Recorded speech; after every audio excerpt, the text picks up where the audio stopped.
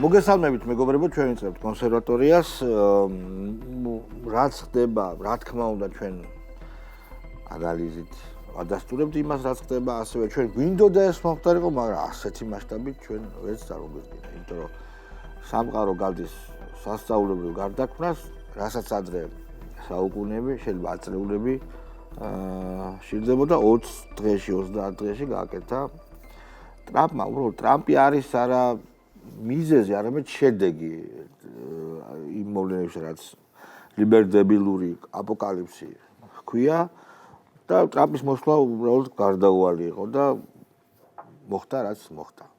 ხო, ზელენსკის რაც შეეხება, რომელიც იყო მთავარი მებრძოლი რაინდი ლიბერდებილური აპოკალიფსის მხედარი, ეს მხედარი თავიდანვე ნეხში არის ამოგანგლული. დაიჭერენ ალბათ ესე ამბობს ყოველ შემთხვევაში ტრამპის ოჯახის წევრი. ხმა დაირხა რომ უთხრეს რომ წადიო უკრაინიდანო. ასევე ენით აუწერელია ის დამცირებანი, რასაც განიცდის ზელენსკი ამერიკის ისტებლიშმენტისგან და მან ეს რა თქმა უნდა დაიმსახურა. უკრაინის მდგომარეობა არის კარგი მაგალითი ყველა სხვა ქვეყნისთვის. თუ რას წარმოადგენს ვასალობა, რას წარმოადგენს გატორპედება ქვეყნისა, როდესაც შენ მზად ხარ შენი ქვეყნის არსებობა შესწირო არც თუ ისე მნიშვნელოვან ინტერესებს ამერიკის თუ ევროპის.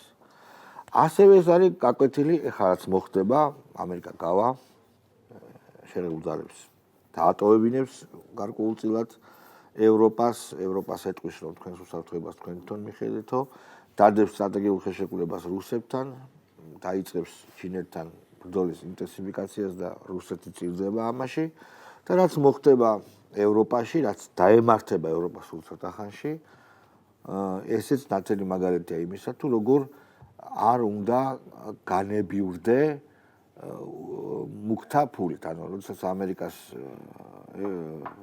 ეუბნებოდნენ რომ კი ბატონო შენ იყავი ჩვენი პროტექტორი და ხარჯე უსაფრთხოებაში მილიარდები და ჩვენ ამ მილიარდებს დავზოგავთ და ავაშენებთ როგორც ავადსახსენებელი ევროჩინოსანი ამბობდა ედემის ბაღს.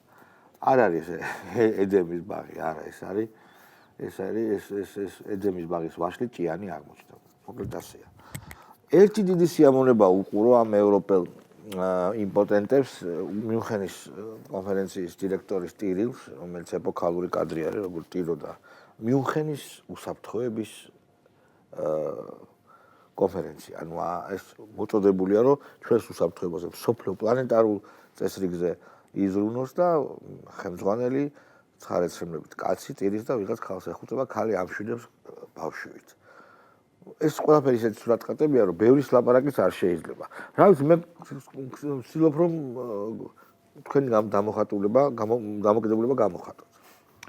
მე ბედნიერი ვარ, იმიტომ რომ ჯერთ იმიტომ რომ ამერიკა ლაპარაკობს იმას, რასაც მე დიდი ხნის განმავლობაში ვამბობდი და ბევრი ამის გამო მიწყებოდა იგივე უკრაინასთან დამოკიდებულებას და რაღაც თემებს, იმიტომ რომ იცი რა არის, ზელენსკი არის ადამიანი, პირდაპირ შეიძლება ითქვას, რომელიც აი არანაირი კაცური თვისებებით გამორჩეული არ არის. ოღონდ ამ შემთხვევაში ამას ვამბობ ასე ცხადად კულტურიდან გამომდინარე კი არა, აი ადამიანური კულტურიდან გამომდინარე. აი ხა ძალიან გამეციდან, როდესაც აი ხა ამერიკის ვიცე-პრეზიდენტმა თქვა, რომ აიო ზელენსკიო რა კაციაო, ნაცვლად იმისაო, რომ ჩვენთან დაერეკაო და გარკვეოდაო საქმეშიო დადის და ახლა ევროპაშიო ტირის და ჩვენს საწინააღმდეგო ალიანსს ქმნისო რა. ანუ ეს არის ჩვეულებრივი ის რაც ჩვენ ქართულ კულტურაში და ნებისმიერ მსგავს ნორმალურ ადამიანურ კულტურებში ჩვეულებრივი ამბავია და ცოტა თამაშებია ძალიან კარგად იცოდნენ.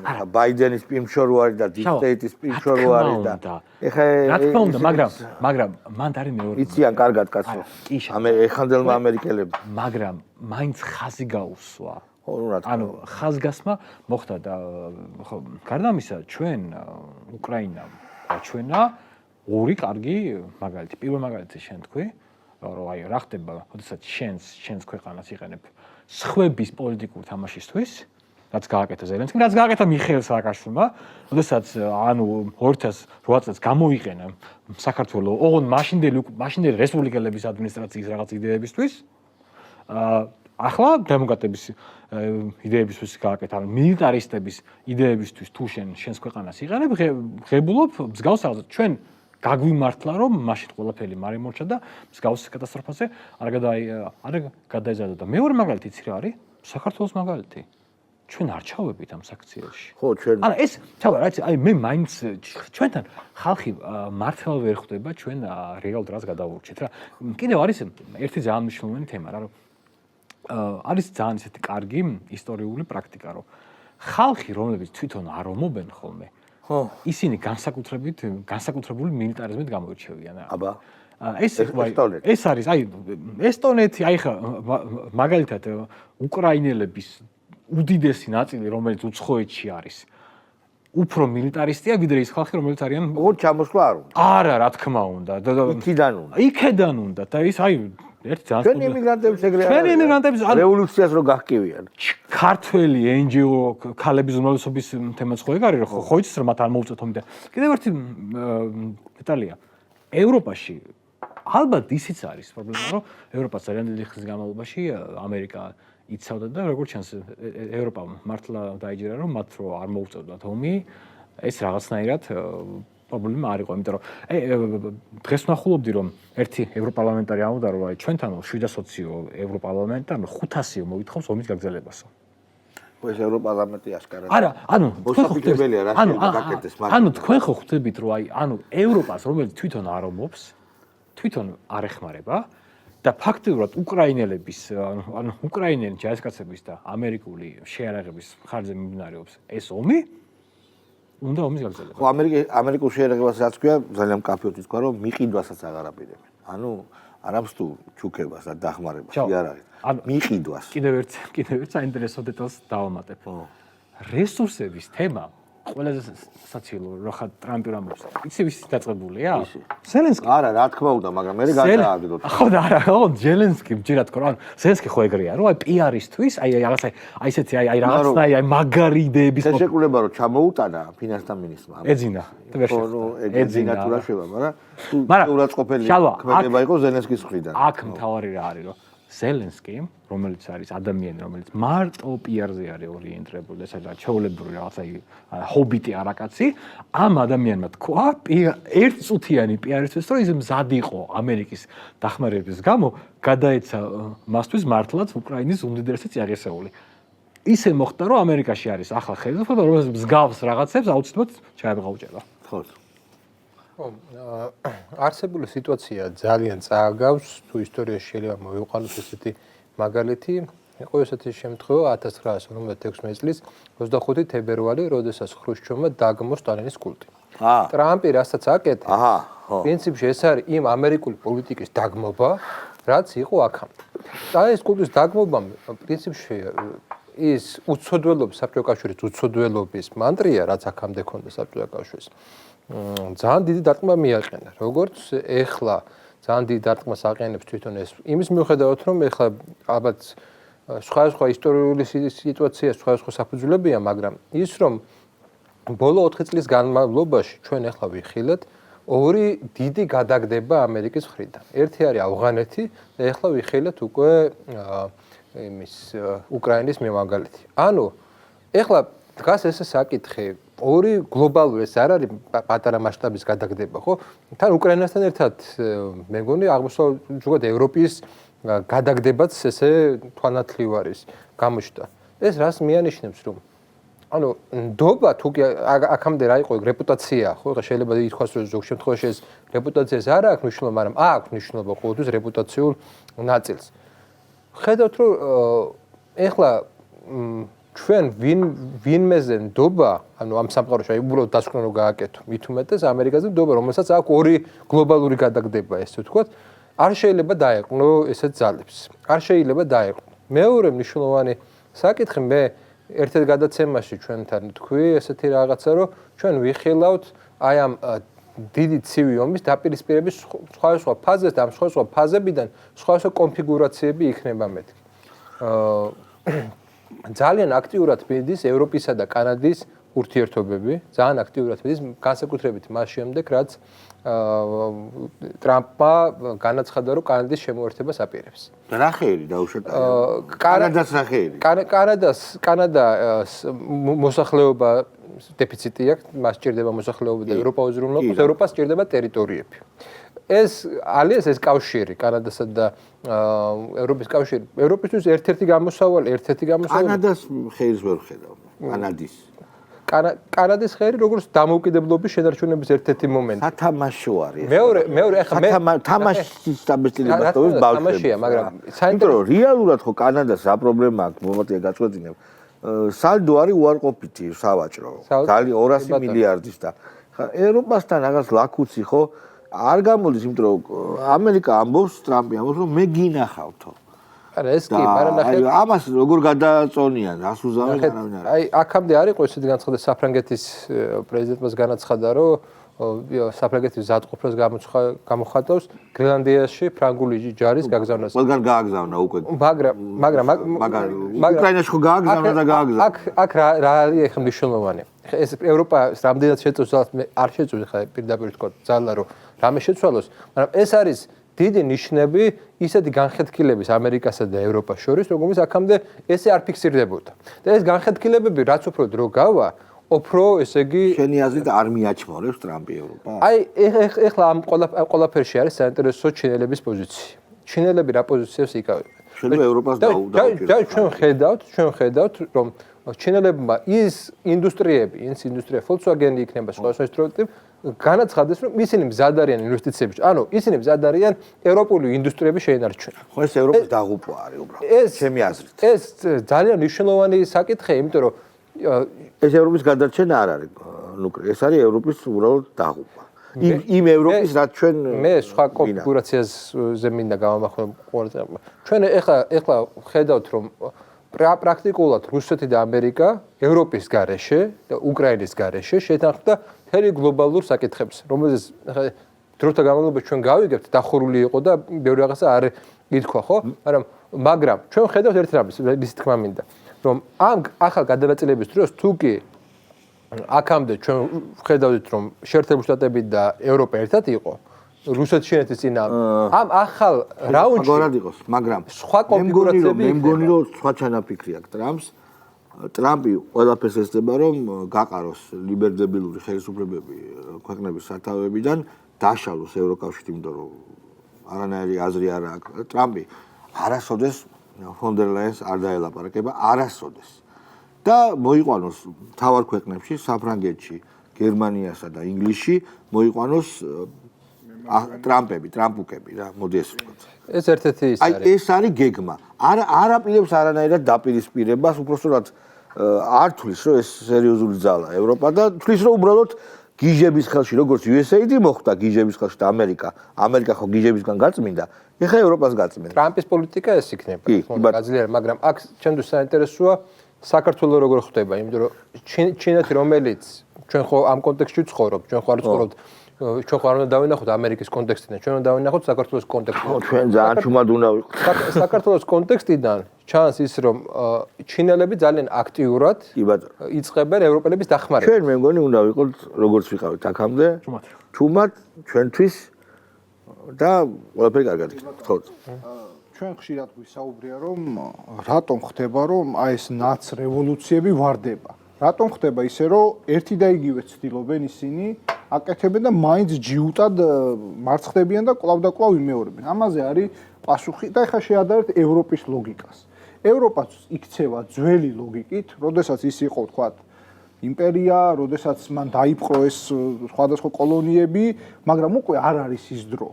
ანუ ზუსტად შევადაროთ ეს ორი მექანიზმი, აქაური ნაცების და აი ამ ევრობიუროკრატების, რომელიც წარმოადგენს ამ თქვათ ევროკავშირს, ხო?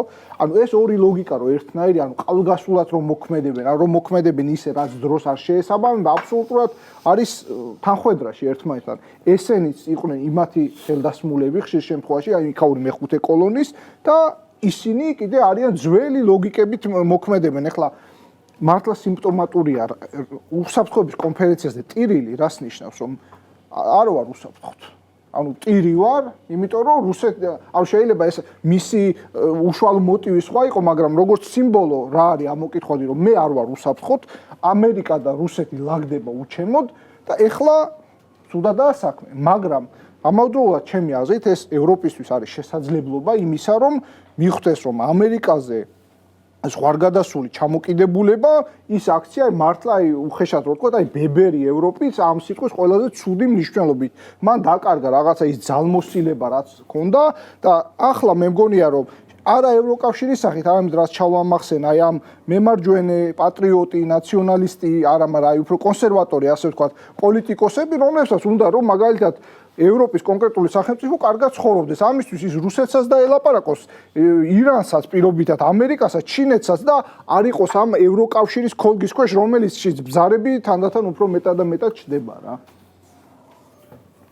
ანუ დასავლეთი გაიყო ფაქტიურად ორად, არის ევროკავშირი და აგერ ცალკე ამერიკა. ხო, სხვადასხვა დღის წესრიგი აქვს თავისი პოლიტიკის.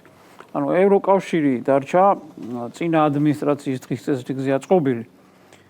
და ჩვენი წინა ხელისუფლების სიკეთის არ იყოს ბწყალებში. ყველაფრის უფლება ჰქონდათ. თავარია რომ ამერიკის მაშინდელი ადმინისტრაციის დღის წესრიგი გაეტარებინათ და ისე ემოქმედათ, როგორც მათ უნდათ. ეხლა უკვე აღმოჩნდნენ როგორ მდგომარეობაში, ანუ ყველა ეს თავისი სიკეთეები, თავიანთი კურსი და ის რაღაცა მცდელობები, რისი უფლებებიც ჰქონდათ და სხვადასხვა ქვეყნებში ებატონათ, დარჩნენ ჰაერში. ეს კიდევ ერთხელ დაადასტურა, მაგალითად, აგერ რუსეთის და ამერიკის მოლაპარაკებების დაწყებამ უკრაინასთან დაკავშირებით, სადაც აშკარად ითხოვდნენ, რომ როგორ შეიძლება ჩვენს გარეშე ამ თემაზე მოლაპარაკება და არავის პასუხიც კი არ გაუწია, ასე რაღაცნაირად გადაუგდეს, რომ 3 წელი ჰქონდა, ერთს უთხრეს, ისიც მათ არ უთხრეს, ზელენსკის უთხრეს და გამგებმა გაიგოსო, რომ 3 წელი ჰქონდათ ამისთვის და თქვენ არაფერი არ გაიკეთებიათ. ანუ ეს ამხელა მექანიზმი მახინა, რასაც ევროკავშირი ქვია, უკვე სხვა რელსებზე დგას, შეერთებული შტატები სხვა რელსებზე დგას.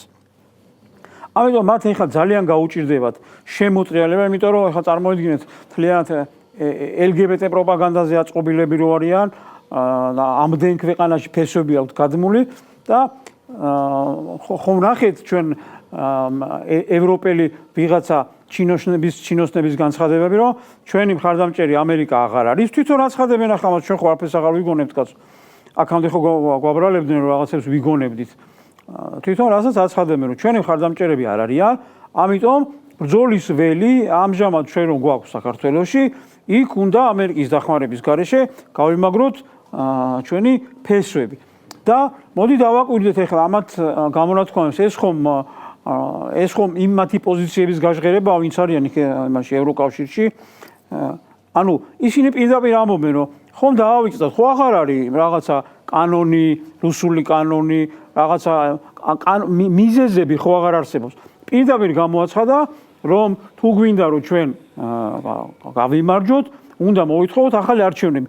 ისიც კი არ უთქვამთ, რომ აი მაგალითად არჩევნები გაყალბთ და მოვითხოვოთ ახალი არჩევნები. არა, ჩვენ რომ გავიმარჯვოთ, იქ უნდა მოვითხოვოთ არჩევნები და ჩავატაროთ, იმიტომ რომ ეს არის და აღარც დამალეს მე ეკონომიური და ენერგეტიკული დერეფანი და აქ ჩვენ გვჭირდება თქვათ რომ ეს ქვეყანა იყოს ჩვენი ვასალი.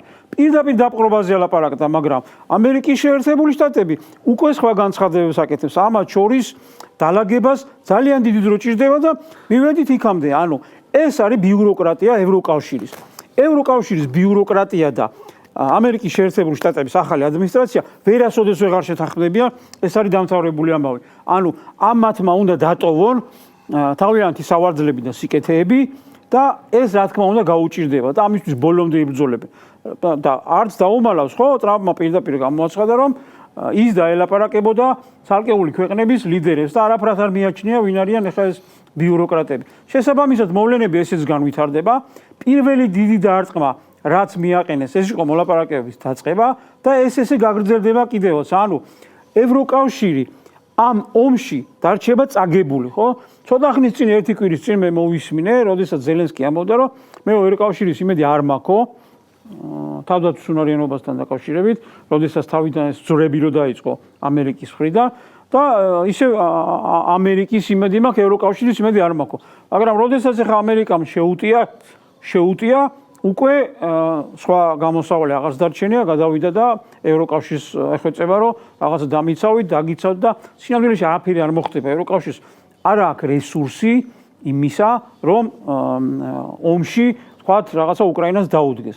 ამერიკის შეერთებულმა შტატებმა დაადასტურა ის, რასაც თქვათ ჩვენ ამდენი ხანი ვამბობდით, ფაქტებითაც ვამტკიცებდით და რაღაცა თეორიებში გვითვლიდნენ, რაღაცა წარმოუდგენელი იყო თითქოს რომ ომი რო უნდათ საქართველოში, ამას ჩვენ ვიგონებდით, ხო? ანუ ამერიკის შეერთებულმა შტატებმა დღეს გვითხრა, ომი დაიწყო იმიტომ, რომ ამერიკამ გადაწყვიტა აღმოსავლეთით გაფართოება. რაშიც მხარი აუბა წინა ადმინისტრაციას ზელენსკი. მათ შეეძლოთ რომ ომი არ დაეწყოთ და მათი მიზანი იყო რუსეთის დასუსტება. ხომასია, ერთი სიტყვა ხო არაფერი არც მეტი გვითხოვს და არც ნაკლები. შესაბამისად თუ ეს ესია, რატომ არ უნდოდა წინა ადმინისტრაციას საქართველოს მხრიდან ანალოგიური მოხდარიყო. ანუ დასუსტებაში მიიღო მონაწილეობა. როდესაც ეს ყველაფერი იცი, ამ ყველაფერს ხედავ და კიდევ გაიძახი იმას, რომ თქვათ რაღაცა საქართველოში 100 არ ხდება, ჩვენ ევროკავშირი მივატოვეთ, აგერ გუშინ იყო ლიტვის თუ ლიტოვის პრეზიდენტის განცხადება, რომ დაჩქარებული წესით უნდა მივიღოთ ევროკავშირში უკრაინა 2030 წელშიო. ანუ დაჩქარებული 2030 წელში და ჩვენ გვიპირებდნენ ჩვენ ჯერ 30 წელს სად იქნება, მაგრამ წარმოიდგინეთ თუ დაჩქარებული წესით 6 წელი უკრაინის რომელიც ნახევარი უკრაინა გაწყვიტეს, იმის მიღება 6 წელი ჭირდება, ჩვენ რას გვიპირებდნენ? ნატოზე არაფერს აღარ ხო? ბატონო? ნატოზე აღარ ამობენ. არა, ნატო უკვე ჩავლილია დავიწყე. არა, ესტონელებისაც კი. არა, ნუ ხა აზრი არ აქვს მაგაზე ლაპარაკს. მაგაზე უკვე აღარავინ წამოეგება. აი ამას კიდე მასწრებიან, აჭმევენ. ვირს რო სტაფილოს დაუყენებ წინ და ეხა შეუცვალეს სტაფილოს, დიდი სტაფილო აღარ პატარა რაღაცა ჩამოყიდეს, ხო? მეგობრებო, კარგად ვლაპარაკობთ, რეკლამა ვნახოთ და მე განვაგზავნოთ ლაპარაკი.